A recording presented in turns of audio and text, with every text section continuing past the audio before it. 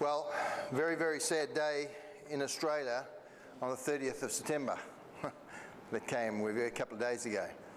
I know of 2 AMBOs that have left the profession because they would not take the vaccine that was coming.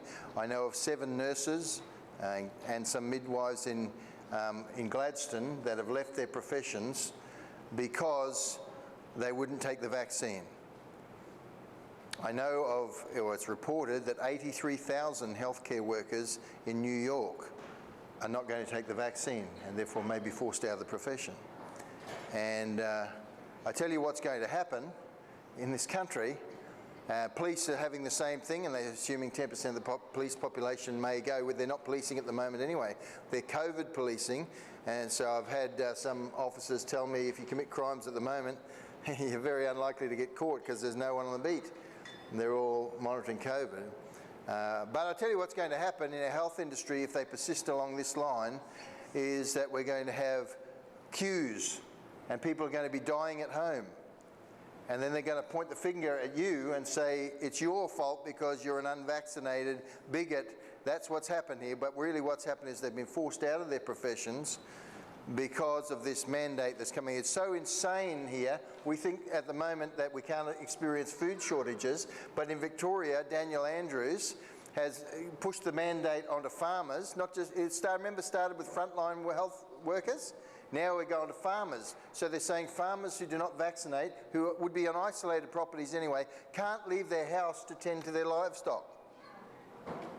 So if you're unvaccinated, you've got to ask the question, what country are we living in here? And people are asking that question internationally. You have the Polish embassy saying, hey, we've been down this road. We've seen Hitler's Germany, and we don't want you going there. We've got senators from Florida saying we should cease trading with Australia because we don't know whether we're trading with China, communist China, or Australia, because it's exactly the same. When international people are looking at our country and saying it's not a free democracy, you've got to ask some serious questions about what's going on in this country. I believe that what we still saw on the 30th of September was a pivotal moment where God openly reveals that what's happening, particularly in this country, but around the nations internationally, is the spirit of lawlessness has been loosed. That's what I believe. In a spiritual sense, I believe God, not that it hasn't, it's been in operation, but God is openly displaying this is a spirit of lawlessness that's been loosed. You say, Paul, how can you say that? Well, I drafted up a letter which I'm going to offer to anybody who may want it. So I wrote a letter in preempting what may come, because this is, and I had a meeting with my staff this week, because the government puts us in a position that's untenable, okay? You'll be doomed if you do and doomed if you don't. And so it's very precarious for every employer in this country, in this nation of Australia. Our diggers didn't die on the Kokoda Trail or in the sands of Tobruk, or in the coast of the Anzac Cove to have a nation like this. They died and shed their blood in that soil for one reason, to retain the sovereignty of this country and have a free country that they fought for and died for, so that we could enjoy the freedoms that we've had until now. But now these freedoms are going. And so this is the letter. It's going to take maybe 10 minutes, so hold with me while I read it, if that's okay. It says this: to whom it may concern, COVID mandate exemption application. We wish to advise that we have grave concerns over an encroaching mandate for vaccination that may well encroach on the teaching profession that we love so dearly. However, we wish to advise that we believe this mandate to be unlawful, and as such, it may put the board and its representatives in a precarious legal position should this mandate seek to be enforced upon the penalty of loss of employment for the unvaccinated and the economic losses that may ensue should the mandate be subsequently proven to be unlawful. We recognise that this puts all employers in a precarious position, not of their own making, but by health directives burdened upon employers by state and federal governments. It should be noted that the World Health Organization does not support vaccine mandates and instead encourages governments to make shots accessible and free and to use positive health messaging urging their citizens to get vaccinated. Our general position is opposed to mandatory vaccination due to the significant ethical and moral issues that have arisen throughout the development and rollout processes of these vaccines. These issues include, but are not limited to, the use of aborted fetal cells in the development and testing of the vaccines. As Christians, we do not endorse the use of aborted babies in scientific experiments and the subsequent use of their body parts in development of products, vaccines or otherwise. There are also significant problems surrounding consent, whereby the vaccine is still in a clinical trial, evidenced by being given a provisional registration by the Therapeutic Goods Administration. By the way, that can go for 2 years or up to 6 years. What provisional registration means is they don't know what it does. They assume it's safe and they're going to gather data along the way. That's what provisional registration means, okay? Which is proof that not all side effects are known, particularly in the longer term, and they are therefore in an information gathering stage of rollout as shown by the provisional designation. The loss of freedom of individuals to make their own decisions concerning their health and their bodily autonomy as protected under international law due to group mandates and the use of coercion and the threat of economic and social consequences of individuals exercising their right of refusal, something we believe to be in breach of the Australian Constitution, section 51(23)(a), which states that the provision of medical and dental services, this is a quote, medical and dental services, but not as to authorise any form of civil conscription. The group mandate can in no way be construed as anything other than a civil conscription, which is in breach of our national constitution. The interpretation of section of this constitution has been upheld by more than 30 High Court judges and is beyond controversy in its application. We refer you to the High Court case General Practitioner Society versus Commonwealth 1980 145 CLR 532. Pages 565 to 566 of that case states, quote, "Other forms of practical compulsion are easy enough to imagine, particularly those which impose economic pressure such that it would be unreasonable to suppose that it could be resisted. The imposition of such pressure by legislation would be just as effective as legal compulsion and would, like legal compulsion, be a form of civil conscription. To regard such practical compulsion as outside the restrictions placed on this legislative power would be to turn what was obviously intended as a constitutional prohibition into an empty formula," end quote. Our view is that we must be subject to the laws of the land, and according to section 5 of the Australian Constitution, no law of either the Commonwealth or state government can cause the Constitution to be of no effect. The Constitution is our founding document, and as such, the rules which were put in place to protect the rights of the citizens of this country and afford its citizens the protections intended cannot be altered other than a referendum with an overwhelming majority of its citizens voting in favour of change. Therefore, any Commonwealth or state mandate in regards to a medical treatment such as a vaccine is in violation of the above constitutional clause regarding medical treatments. The loss of this freedom to only have medical treatment provided by consent is unprecedented until now. There is no other medical treatment which is treated in this manner. It is essentially the loss of ownership of your own body and is inconsistent with all other medical practice in free democracies. Further to this point, we believe that we are created in the image and likeness of God, and that our bodies are the property of God. We are His creations, and as such, no man has the right to trespass upon God's property without His consent. We live to glorify God, and as such, we seek to be law-abiding citizens in every area of our lives. As Jesus said, "Render unto Caesar the things that are Caesar's." And then he went on to say, "Render unto God the things that are God's." Our bodies are not the state's to do with as they wish, but they are made in the image of God and as such His. And He entrusts the stewardship of our body to the individual, not the state.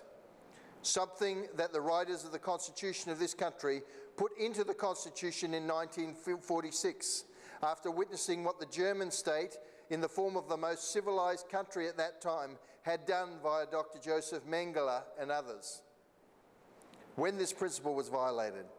To this end, we believe that the state has usurped its authority in this area, and all societies that have trodden this freedom underfoot have ended in communism, tyranny, and totalitarianism. Numerous laws, regulations, and policies protect the right of informed consent in receiving a vaccine or any medical procedure, including, number 1, the Constitution that we've just gone through, 2, the Biosecurity Act 2015, which prohibits vaccination or treatment without meeting the stringent requirements of an individual human biosecurity control order, Section 92, and prohibits the use of force for vaccination in Section 95 of that Act. The UNESCO Statement on Bioethics and Human Rights, which states, quote, any preventative diagnostic and therapeutic medical intervention is only to be carried out with the prior, free, and informed consent of the person concerned, based on adequate information. The consent should, where appropriate, be expressed and may be withdrawn by person concerned at any time and for any reason without disadvantage and without prejudice, Article 6. Do you know that you're in the middle of an operation and a doctor is cutting you open or applying a treatment and you say stop? If that doctor continues to do that, that's assault and that doctor goes to jail.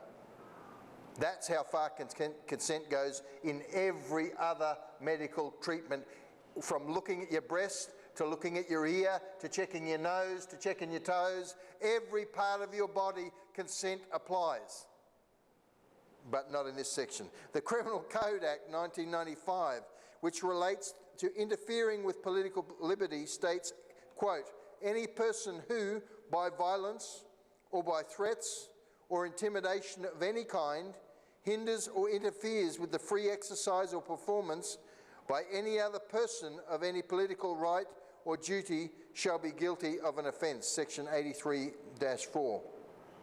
The official Australian Immunisation Handbook, their own handbook, which states that for consent to be legally valid, quote, it must be given voluntarily and in the absence of undue pressure, coercion or manipulation, Section 2.1.3. I think the loss of your profession and the loss of your income and the subsequent loss of your house and the loss of your private schooling and the sacrifice of your superannuation is significant coercion, don't you think? The Nuremberg Code states the voluntary consent of human subject is absolutely essential. Article 1, the first part of that. They lived it. We realise this places you between a rock and a hard place until current cases in the Supreme Court clarify the matters regarding the Constitution. Should you seek to mandate vaccination and thus create a medical apartheid in the workforce, resulting in termination or suspension of those who choose not to receive the COVID needle, we reserve the right to recoup any economic losses that may be incurred should this action, if taken, be subsequently proven to be criminal or invalid. Also, we note that if proven to be invalid, no immunity for litigation will apply, even if given by Commonwealth or state governments, as their direction was unconstitutional in the first place. This is most distressing for employers, as they are the ones who may end up, in the end, be legally liable. I said to my staff, I said, each one of you here, if I instruct you to lodge fraudulent returns, increase the deductions so that more refunds come, and place those refunds into my trust account, which some tax agents have done and end up in jail. If I instruct you to do that, and then I give you a waiver to say, if you follow my instructions and follow that, you will not be liable criminally. Does that protect them? By no means. They knowingly have prepared a fraudulent return. They are liable. In the same way, they cannot waiver their responsibility if it's criminal. And so no waivers are going to be legally binding. Regarding the vaccine, we note that the vaccine is unlike other vaccines, such as tetanus or polio, in that the COVID-19 vaccines neither, 1, stop contraction of the virus, 2, neither stop transmission of the virus, This is easily observed by looking at Israel, who, although having the highest vaccination rate in the world, currently holds the highest global 7-day hospitalisation rate in the world. We also note that total global deaths as at the 27th of September 2021 are 4,761,798, and total global cases are 232,595,152. This results in a death rate of 2.04%, which is lower than the rate of deaths from the common flu season, even though this percentage includes countries that are unable to afford vaccines, masks, or to enforce social distancing, as is the case in the third world. The average age of death from COVID is 82.5 years in the UK, Italy 86 years, Germany 83 years, USA 78, and Australia is 82 years of age. We also note that the survival rate from contracting COVID is over 99% in Western countries, with the majority of COVID infections being asymptomatic. You don't even know you got it. We also note that the number of deaths from influenza A in 2017 was over 1,250, and since COVID, these numbers are reduced to nil. Any risk from COVID by the unvaccinated is borne personally rather than collectively, as those vaccinated will have reduced symptoms in any case. Although also, even if the COVID vaccine was perfectly effective, the long-term effects are unknown and as yet, and if mandated by the employer and subsequently found to produce, say, cancer, then a case may be brought against the employer for enforcing a medical treatment via economic threat.